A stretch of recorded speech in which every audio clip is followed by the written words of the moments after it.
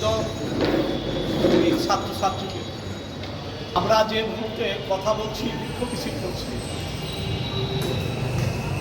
এই মুহূর্তে রাফা শহরের একটা শিশু বেঁচে নাই যে পৃথিবীর মানুষকে বলবে আমি পানি চাই। একটা শিশু বলবে আমি খাবার চাই। বিশ্ব মানবতার ইতিহাসে দ্বিতীয় বিশ্বযুদ্ধের পরে এইরকম কোন কলঙ্কজনক অধ্যায় বিশ্ববাসী দেখে নাই। আমরা আজকে মহান স্রষ্টার কাছে যার যার ধর্ম মোতাবেক আকুতি জানাই, যে মহান স্রষ্টা তুমি ফিলিস্তিনি মানুষকে মুক্তি দাও, তাদের জন্মভূমিকে তুমি স্বাধীনতা দাও, আর যে ইহুদিবাদ তাম বিশ্বে মানবতান্ত্রিক কর্মকাণ্ডের বিরোধিত, তুমি তাদেরকে যথোপযুক্ত শাস্তির বিধান নিশ্চিত করো। সারা পৃথিবীর মানবতাবাদী মানুষ আজকে উচ্চকণ্ঠে তোমার কাছে এই আবেদন করছে।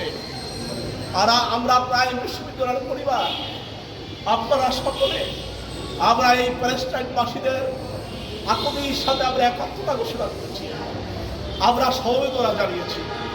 আমরা কে কখন কোথায় থাকবো কখন জানি না, কে কখন মারা যাবো পৃথিবীতে চলে যাবো জানি না, কিন্তু সেই সমাবেশ থেকে আমরা আজকে আবেদন রাখবো সকলের কাছে, বিশ্ব মানবতার কাছে। বিশ্বের যে জনপদে যখন মানবতা পুনরুজ্জীবিত হবে, আমরা যেন জাতি ধর্ম বর্ণ গোত্র ভুলে গিয়ে আদর্শ বলে গিয়ে আমরা যেন মানবতার পাশে দাঁড়াই। এই প্রত্যাশা কবুল হোক। যারা এই প্রখর রৌদ্রের মধ্যে সূর্যের কাঠ ফাটা রৌদ্রের মধ্যে মিছিলে ধ্বনি তুলেছেন, তাদের প্রতি আমার সশ্রদ্ধ সালাম, নাইম কর্মীর তরফ থেকে সশ্রদ্ধ সালাম।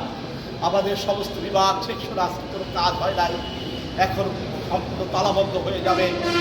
আমরা সকলে যার যার ঠিকানায় চলে যাব এবং সকলে আমরা সোশ্যাল মিডিয়াতে ফরক থাকবো।